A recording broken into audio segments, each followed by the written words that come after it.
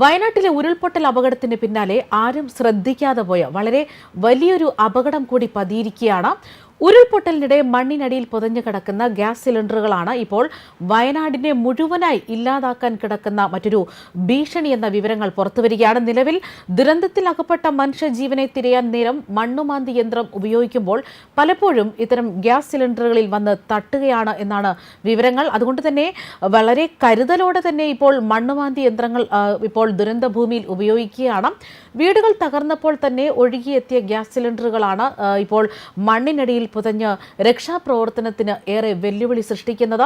ലഭിച്ച സിലിണ്ടറുകളൊക്കെ സുരക്ഷിത സ്ഥാനങ്ങളിലേക്ക് ഇപ്പോൾ മാറ്റിയിരിക്കുകയാണെങ്കിലും ഇനിയും നിരവധി ഗ്യാസ് സിലിണ്ടറുകൾ ഈ മണ്ണിനടിയിൽ ഉണ്ടാകാമെന്ന് തന്നെ കരുതുന്നു.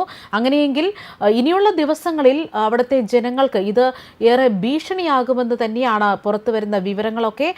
പല വീടുകളിലും കടകളിലും നിന്നൊക്കെ ഒഴുകി വന്ന ഏകദേശം 27ഓളം ഗ്യാസ് സിലിണ്ടറുകളാണ് ഇപ്പോൾ മണ്ണ് നീക്കം ചെയ്തപ്പോൾ ലഭിച്ചിരിക്കുന്നത്. മണ്ണിൽ പുതഞ്ഞ് ഇനിയും സിലിണ്ടറുകൾ ഉണ്ടാകാനുള്ള സാധ്യതയുള്ളതിനാൽ കരുതലോടെ തന്നെ മണ്ണുമാന്തി യന്ത്രങ്ങൾ ഇവിടെ ഉപയോഗിക്കുകയാണ്. ലഭിച്ച സിലിണ്ടറുകളൊക്കെ സുരക്ഷിതമായി മാറ്റിയിരിക്കുന്നു. അതേസമയം ഉരുൾപൊട്ടലുണ്ടായ വയനാട് മുണ്ടക്കയിൽ 7ാം നാളും തിരച്ചിൽ തുടരുകയാണ്.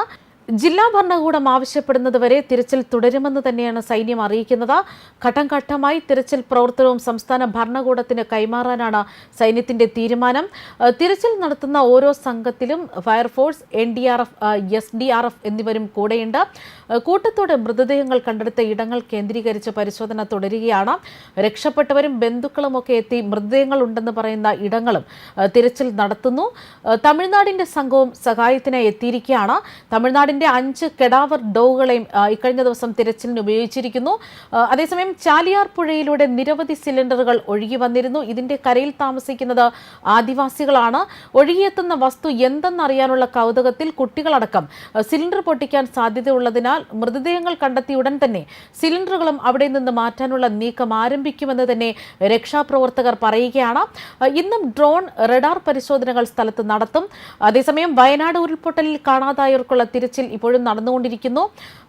ഐബോർഡ് പരിശോധനയിൽ ബെയിലി പാലത്തിന് സമീപം ലഭിച്ച 2 സിഗ്നലുകൾ കേന്ദ്രീകരിച്ചാണ് പരിശോധന നടത്തുന്നത്. സിഗ്നലുകൾ മനുഷ്യ ശരീരത്തിൻ്റെതാകാമെന്നും സംശയം. ഡോഗ് സ്ക്വാഡിനെ എത്തിച്ചാകും പരിശോധന. മൃതദേഹങ്ങൾ ഒഴുകിയെത്തിയ ചാലിയാറിൽ ഇന്നും വ്യാപകമായ തിരച്ചിൽ ദൗത്യസംഘം നടത്തുകയാണ്.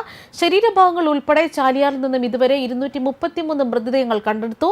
ഇക്കഴിഞ്ഞ ദിവസം കണ്ടെത്തിയത് 2 മൃതദേഹങ്ങളും 26 ശരീരഭാഗങ്ങളുമാണ്. വനമേഖല കേന്ദ്രീകരിച്ചുള്ള തിരച്ചിലിൽ ഡ്രോണുകളും ഹെലികോപ്റ്ററുകളും എത്തും. വിവിധ സേനകൾക്കൊപ്പം ദൗത്യത്തിൽ 1000ഓളം സന്നദ്ധ പ്രവർത്തകരാണ് പങ്കെടുക്കുന്നത്.